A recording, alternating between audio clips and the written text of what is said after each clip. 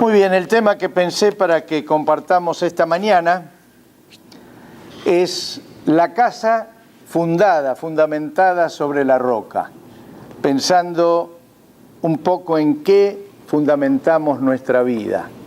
Creo que estamos en una generación, bueno, todas las generaciones tuvieron lo suyo, y cada uno de los conservadores se fue quejando de los más liberales. Y a cada generación le pareció que era la peor de todas las que había vivido. Nada más que nosotros tenemos razón que esta es la peor. Se va empeorando, exactamente. Si alguno de los que vivieron en otra época vivirían en esta, volverían al cajón de nuevo. Dicen, no, me quedo, no vuelvo. Porque sería más de lo que podrían tolerar realmente. Por eso creo que hoy estamos ante un desafío, todos, de fundamentar nuestra vida de una manera que podamos decir, estamos funcionando como Dios espera. Por supuesto, con las variaciones propias de la edad que nos toca vivir. Pero los principios, los fundamentos que da la Escritura son eternos. Puede cambiar la forma, puede variar la manera de aplicarlos, pero lo que no cambia es la esencia, la sustancia, el principio. Y Jesús ha sido muy claro en ese sentido. Es interesante, en el Evangelio según San Mateo, el capítulo 5, 6 y 7 es prácticamente la esencia del Evangelio. Si uno quisiera decir, ¿cómo describiría a Jesús? Bueno, léase Mateo 5, 6 y 7 y ahí tiene una descripción perfecta de lo que es Jesús. Usted podrá decir, bueno, pero es Jesús el que estaba hablando. Sí, pero cuando Jesús hablaba, no decía algo que era de otra cosa. Cuando Jesús hablaba, lo que estaba diciendo es lo que era Él. Lo que Él vivía, lo que Él pensaba, lo que Él tenía como parte de la esencia misma de su persona. Por eso es tan interesante decir que al leer Mateo 5, 6 y 7, uno está solamente entendiendo cómo era Jesús. Y también es interesante lo que hace Mateo. Mateo arranca ahí en el capítulo 5, aunque bíblicamente no estaba separado por capítulo, era un solo escrito todo continuo. Pero para nosotros, que lo hemos dividido así, nosotros, digamos, quienes han formado o publicado las Biblias, lo han separado por capítulos, versículos, etcétera, mencionamos lo que Jesús fue diciendo durante todo ese tiempo. Esto se asume como que fue un sermón, una palabra que dio Jesús y que todo esto lo dio, digamos, de una sola vez, como un solo discurso. Lo que hace allí, inicialmente, es lo que llamamos las bienaventuranzas, que habla de quiénes van a ser felices, quiénes van a ser dichosos. Y en eso que habla menciona que son los mansos, los misericordiosos, aquellos que son limpios de corazón, los pacificadores, los que buscan la justicia, los que son considerados pobres de espíritu, no porque sean personas tontas, sino porque sean personas que necesitan o reconocen que todos necesitamos, no todos lo reconocen. Son personas que reconocen que necesitan a Dios. Ese es un pobre de espíritu. Después de eso, sigue con ser sal y luz de la tierra, que todos deberíamos ser personas que detengamos la corrupción y que alumbremos el camino.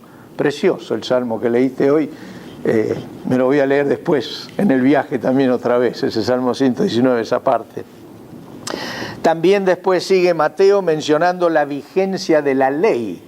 La ley tenía dos aspectos, el aspecto ceremonial, que eran los sacrificios y todas las cosas que preanunciaban a Jesús, y lo que es moral.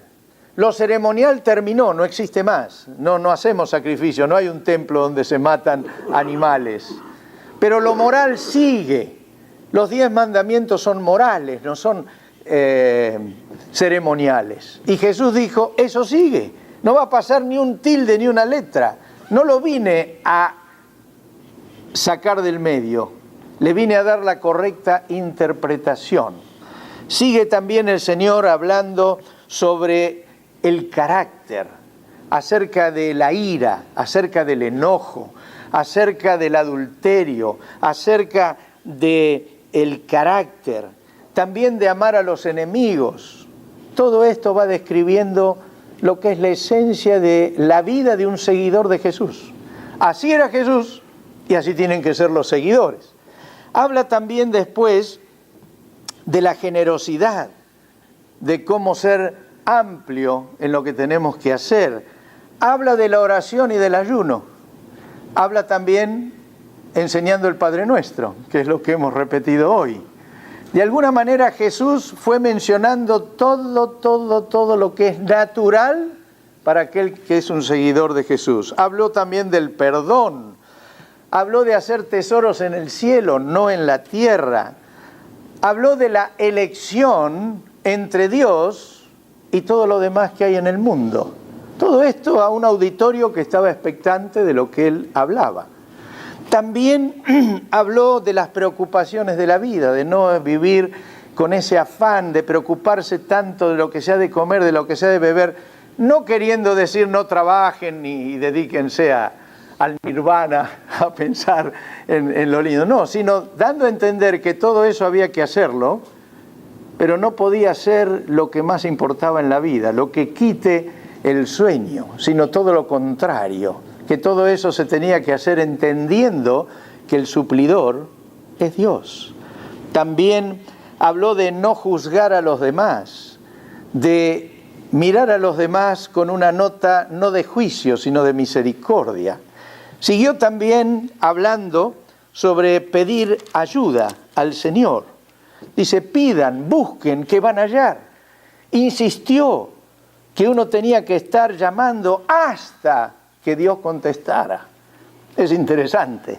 No dice, golpeen un poquito y si no hay respuesta, no sigan. No. Dijo que había que llamar hasta que Dios respondiera. Interesante. También habló de tratar al prójimo como uno desea ser tratado. Todo esto vino Jesús hablando en forma seguida. También habló de la decisión y el compromiso con el Señor, cuando habló de la puerta estrecha, del camino angosto. Está diciendo, hay una vida que tiene que ser vivida de tal manera que haya un compromiso con el Señor. Y finalmente habló de dar frutos, de que la vida no puede ser una vida estéril, sino tiene que ser una vida donde otros reciban el beneficio a través de nuestra vida.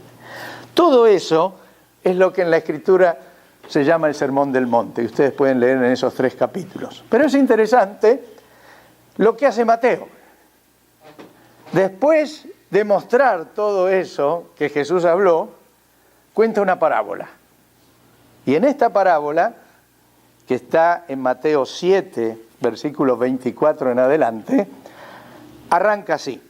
Es la conclusión de todo lo que Jesús vino diciendo. Y cuando Jesús dice todo esto, dice, por tanto, como diciendo, todo lo que han acabado de escuchar, dice, todo el que me oye estas palabras y las pone en práctica, así arrancó. Mencionó cómo era la vida cristiana, cómo era la vida de un seguidor de Cristo. Dio a luz lo que era su personalidad. Y después dice a todo ese auditorio, por tanto, por todo esto, por lo que les acabo de decir, por la manera en que tienen que vivir, dice, el que me oye estas palabras, todo lo que acabo de decir, y las pone en práctica, y después sigue con la parábola. Ahora, acá hago un pequeño paréntesis antes de seguir con la parábola.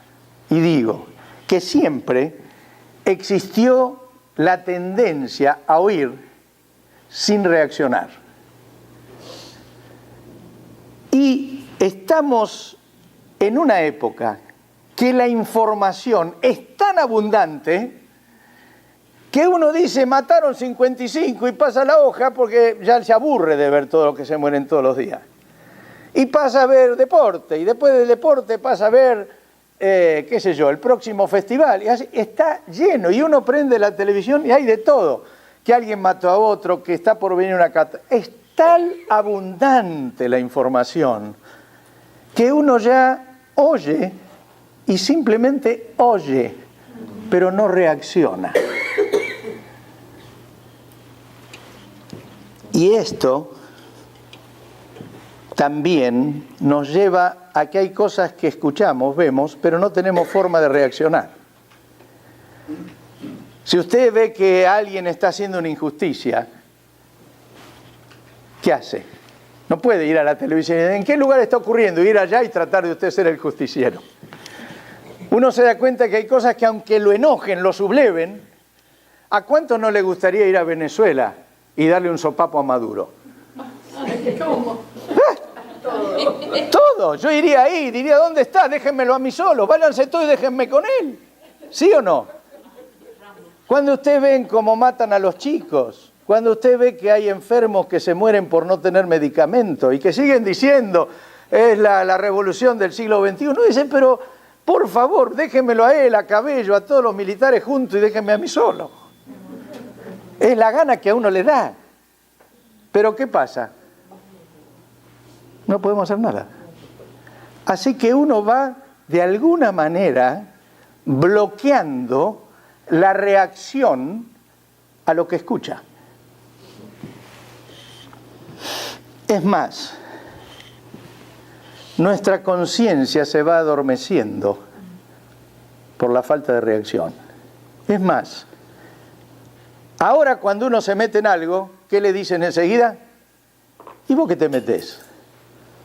¿Y a vos qué te importa? Me acuerdo una vez, íbamos con mi señora a visitar a mi suegra y veo en la calle que hay como una camioneta llena de muchachos queriendo pegar a otro. Y yo me bajé, dije, por lo menos somos dos. Menos mal que cuando llegué era medio una broma. Así que no es que le iban a pegar. Y yo digo, me salvé. Mi señora estaba desesperada en el auto. ¡Volvé, volvé! Pero ahí tenía opción de reaccionar. Pero normalmente, cuando pasa algo así, ¿qué hace la gente? Se va para otro lado, pues no se quiere meter en problemas. Y ¿saben qué ocurre cuando es así? Que caemos en lo que yo llamo el bloqueo mental. Llegamos al punto de que nada nos hace reaccionar. El bloqueo mental es cuando la mente deja de procesar, juzgar y reaccionar por lo que escucha. Nos convertimos en oidores pasivos. ¿Y sabe quién aprovecha eso? El diablo. Mire lo que hace. 2 Corintios 4:4, en la Biblia Dios habla hoy. Pues como ellos no creen, el Dios de este mundo los ha hecho ciegos de entendimiento para que no vean la brillante luz del Evangelio de Cristo glorioso, imagen viva de Dios. El diablo ciega el entendimiento y bloquea la mente. Me acuerdo cuando íbamos a las campañas de un evangelista que Dios levantó, llamado Carlos Anacondia, que cuando comenzaba a orar, pedía, Señor, reprendo el bloqueo mental. De tal manera que reprendía aquella fuerza del diablo que bloquea a las personas para que al oír no reaccionen al Evangelio. El bloqueo mental nos anula y ¿saben lo que es peor? Que cuando uno está bloqueado mentalmente, le cierra el camino a Dios a sus hijos, porque no los instruye en el camino del Señor. Qué maravilla esto que le hizo el nietito. Papá, cuando sea grande, ¿cómo es? No voy a beber. Ni cerveza. Ni cerveza. No voy a fumar y no me voy a drogar. ¿Usted sabe lo que es eso? Están metiendo en el chiquito la gracia de Dios. Cuando él se enfrente en la adolescencia a los grupos que son tan fuertes de sus amiguitos y lo inviten a un a un cigarrillo, a beber algo o a alguna droga, ellos van a estar firmes. Tengo un nieto que lo llaman Cristianito. No sé, o lo llamaban. ¿Por qué? Porque justamente no participaba de todo eso. Pero cuando uno está bloqueado mentalmente, cuando los padres están bloqueados mentalmente, lo que hacen es no transmitir a sus hijos la gracia de Dios. Y si en la etapa que están más receptivos no les mostramos el camino que lleva el Señor, los estamos condenando a la perdición. La responsabilidad de los padres no es pequeña. Tenemos joyas por algunos años, por unos pocos años, y debemos acercarlos al Señor. Es un gravísimo error decir o decidir, cuando sean grandes que ellos elijan. ¿Sabe lo que van a elegir? La perdición. Se los puedo firmar. Por eso el Señor nos animó a edificar sobre bases sólidas. Y entonces ahí viene otra vez la parábola, o ahí empieza la parábola. Dice, por tanto, todo el que me oye estas palabras y las pone en práctica, es como el hombre prudente que construyó su casa sobre la roca. Cayeron lluvias, crecieron los ríos, soplaron los vientos, azotaron aquella casa. Con todo, la casa no se derrumbó porque estaba cimentada sobre roca. Pero todo el que me oye estas palabras y no las pone en práctica, ¿ven cómo insiste? Todo aquel que se quede bloqueado mentalmente, es como un hombre insensato que construyó su casa sobre la arena. Cayeron las lluvias, crecieron los ríos, soplaron los vientos y azotaron aquella casa. Esta se derrumbó y grande fue su ruina. Mencionan los dos mismos ejemplos, los dos mismos problemas, todo exactamente igual. Las dos casas estaban bien hechas, pero una soportó y la otra se arruinó. ¿Qué fue el problema? Sobre qué estaban fundamentadas. Jesús nos enseña por contraste dos opciones. Es como contrasta dos cosas, negro y blanco, frío y caliente, para que nos demos cuenta qué ocurre. Los dos hombres representan dos diferentes respuestas a las enseñanzas de Jesús. Uno escucha y obedece. El otro escucha y desestima. Escucha y no reacciona. Ambos escucharon lo que Jesús dijo, pero uno de los dos solo respondió positivamente. Uno representa a los que desean vivir con Cristo y el otro a los que hacen lo que les parece. También los dos cimientos presentan dos posibilidades, dos filosofías de vida, dos estilos de creencias o formas sobre las cuales se edifica la vida personal y la vida familiar.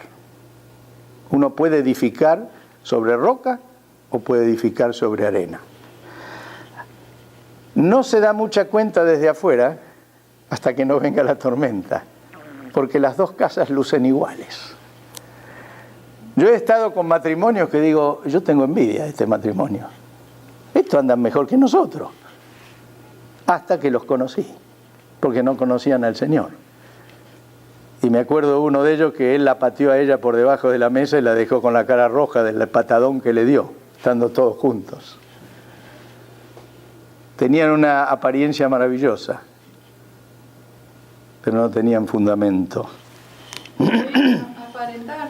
Querían aparentar. Aparentaban todo el tiempo, eran bien diplomáticos, pero la realidad es que vivían un infierno.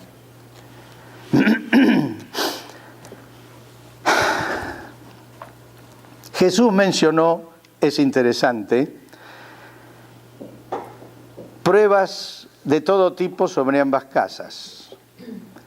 En realidad, cuando hablamos de los dos cimientos, en uno está representando la filosofía de vida de aquel cuyo centro en la vida es Jesús. No estoy hablando de un religioso, de una religiosa.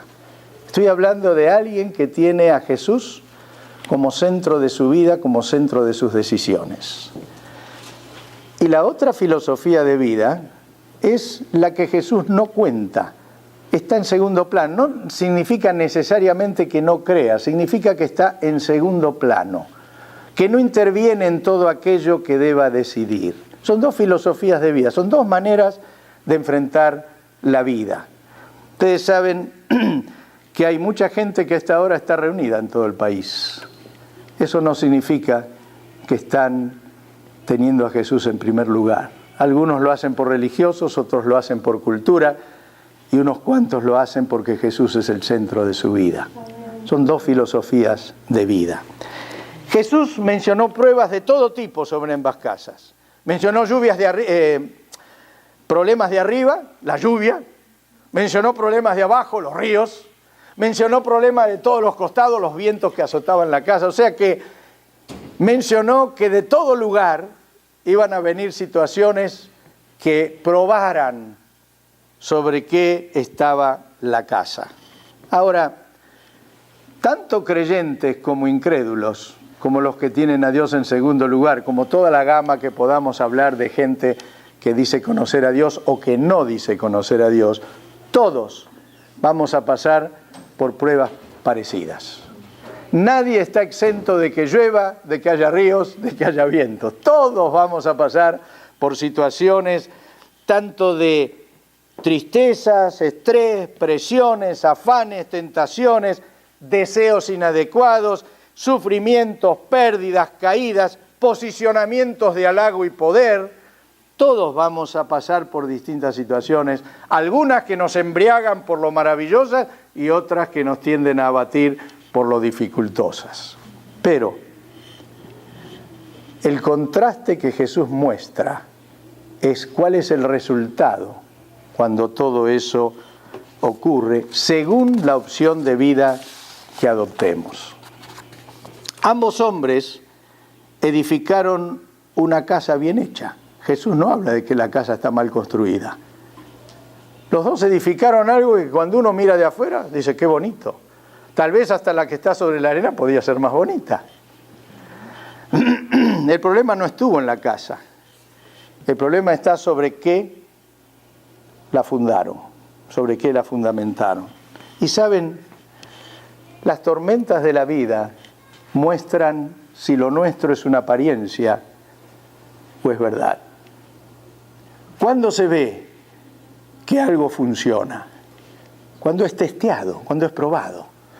Me acuerdo cuando iba a visitar las fábricas de camiones o de automóviles que tenían piezas en testeo. Me acuerdo en la Mercedes-Benz tenían una manguera que la flexaban 1.000.000 de veces. 1.000.000 de veces. ¿Para qué?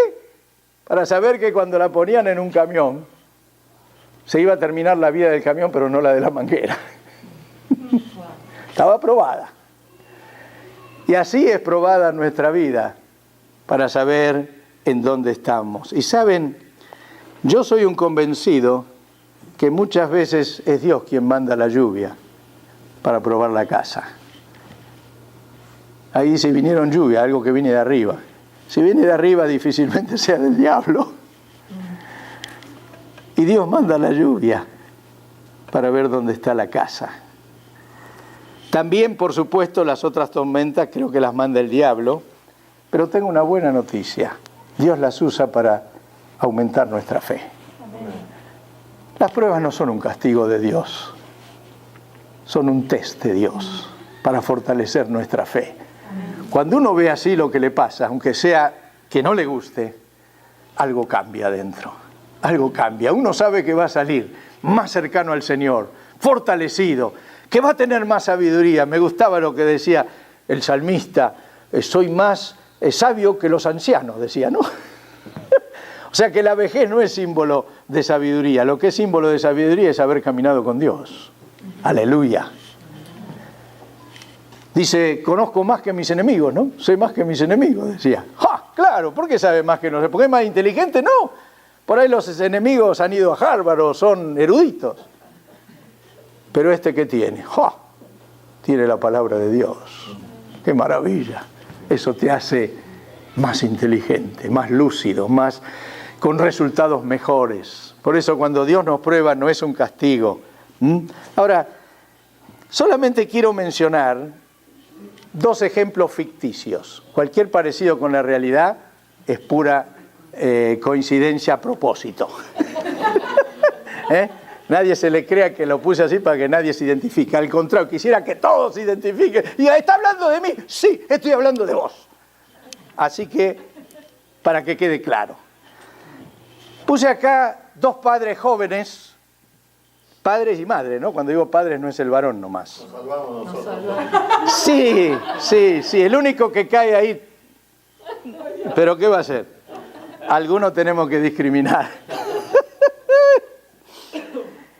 Ambos preparados académicamente, con buenos empleos, buena salud, linda familia, jóvenes y modernos, con toda la vida por delante.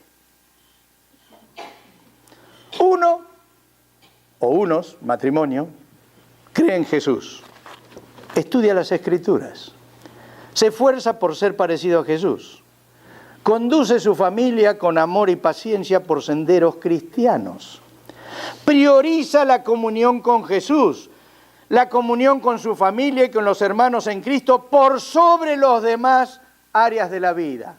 Trabajo, placeres, deportes, comodidades. No digo que no trabaje, no digo que no se da placer, no digo que no tenga comodidad, no digo que no tenga amigos y diversiones. Digo que no tienen prioridad sobre Dios y el reino de Dios y los hermanos y la comunidad. Tiene un firme sentido de propósito en la vida, dirigido a una meta clara, ser como Jesús.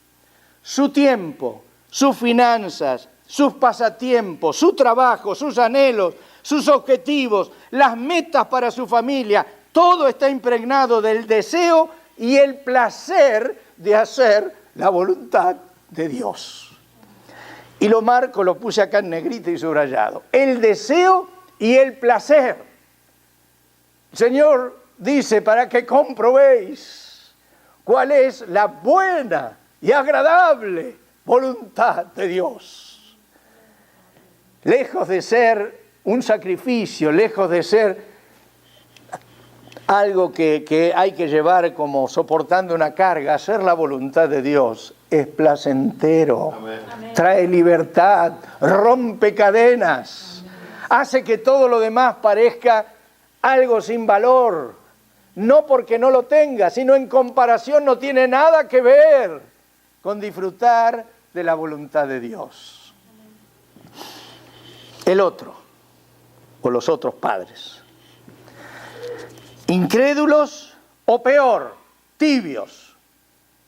Dios prefiere a los incrédulos, ¿sabe eso? Y vomita a los tibios que dicen estar dentro del reino de Dios. Los vomita. No los puede tolerar. Prefiere que sean fríos o calientes, pero no tibios. Dice eso en Apocalipsis 3, 15 y 16. Es medio fuerte esto, ¿eh? Otra familia prioriza el bienestar personal y familiar. Le gusta la vida cómoda, viajar, darse los gustos. Es más importante que tener una vida con sentido y propósito. Considera la fe en Dios como algo que no es para él. No se incomoda teniendo un círculo de amistades superfluas. Bebe en exceso sin considerar lo indebido. Si su esposa e hija se visten provocativamente, siente una especie de orgullo. Tienen interés en la formación académica y cultural de sus hijos, pero ninguna inquietud por mostrarles el camino hacia Dios. No tienen inquietudes trascendentes. Ahora usted ve las 2 familias y no ve demasiada diferencia, así a la vista. ¿Sabe cuál es la gran diferencia? ¿Sobre qué están fundamentadas? No estoy hablando que uno es una pésima persona. No estoy hablando que el segundo es alguien desagradable, ni siquiera ateo. Estoy diciendo que para él o ella, Dios está en segundo lugar o no está, no cuenta. ¿Se puede anticipar el resultado de estas 2 filosofías de vida? Respondo sin la menor duda, pues Jesús ya lo dijo. Uno va al desastre y el otro va a la vida eterna. La vida cristiana no es teoría, es un estilo de vida, es un camino a recorrer, es oír a Jesús y obedecer su amorosa y sanadora buena voluntad. Es querer cada día parecerse más a Jesús. Obedecer no es ser religioso, es poner en práctica lo que Jesús enseñó. Para esto hay que creer en Dios y en la validez suprema de su palabra. Cuando le decimos a alguien, tenés que orar más. Bueno, sí, pero ¿qué más? Como diciendo, orar es un poquito, alguna cosita así, sin importancia. Querido, orar es lo que mueve la mano de Dios. Aprende primero a orar hasta que Dios te conteste y después hace todo lo demás que se te ocurra hacer. Algunos digo, tenés que estudiar las Escrituras. Sí, pero ¿cómo que más? Solamente ten en cuenta los versículos que leímos hoy, aprendételo de memoria en la semana. Te va a hacer la mar de bien. Y vas a tener una palabra que te hable en la semana. Estaba preparando el viaje de esta tarde, que por una semana no me ve, me encontré justo con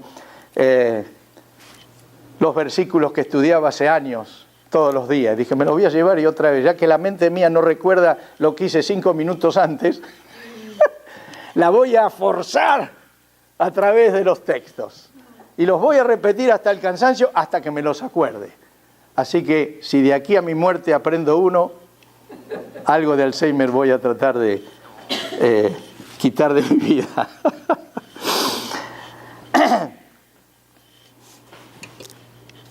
La vida cristiana, vuelvo a decir, no es teoría. Algunas reflexiones, y voy hacia el final. La parábola usa el ejemplo de una casa material, pero no se refiere a una casa en el sentido físico. No está hablando de una casa, digamos, de las paredes, el techo, las habitaciones. Cuando la Biblia habla de casa, se está refiriendo a lo que es tu familia, tu descendencia y todo lo que está bajo tu supervisión. Para mí, mi casa, además de ser mi esposa, son todos mis hijos, son todos mis nietos. Esa considero que es mi casa. Por supuesto que es parte de la casa de otros también. Mis otros consuegros pensarán igual. Mejor, así hay más cobertura sobre la familia.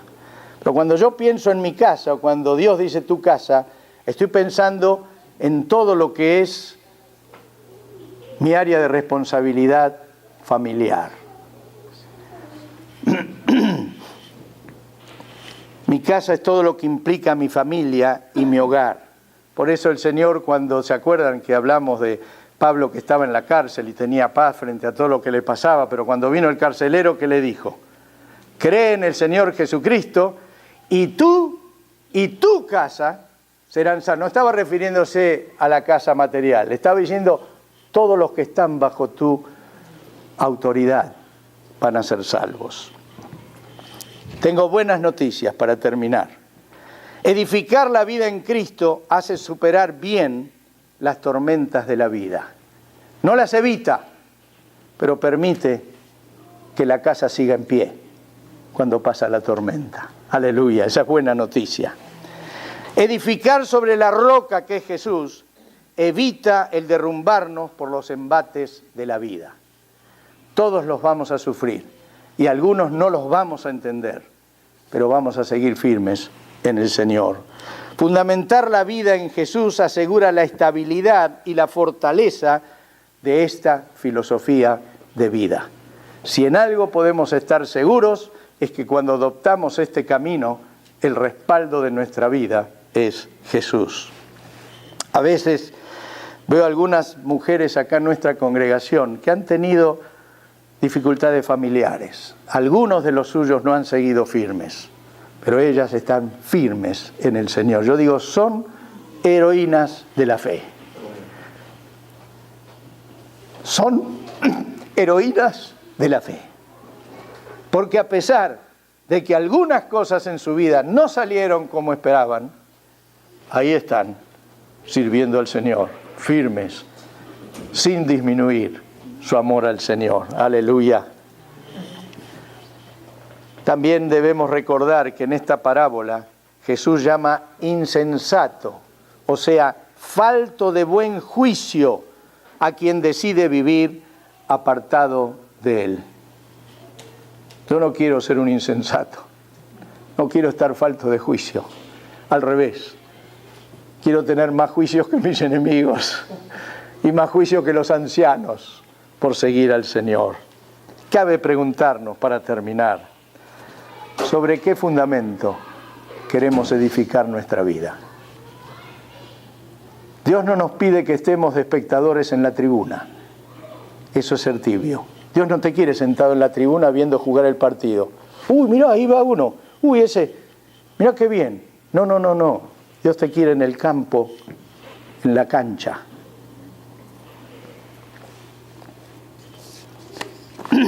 Yo quiero que podamos responder, yo respondo así, y quiero que todos, fuera el anhelo de todos, responder como Josué. Cuando Josué estaba animando al pueblo ya para la tierra prometida, ya estaba él en sus días de mayor, ya de finales, y le dice al pueblo lo que tiene que hacer, y finalmente termina diciéndole así, Josué 24:15. Si no quieren serle obedientes, dice, decidan hoy a quién van a dedicar su vida.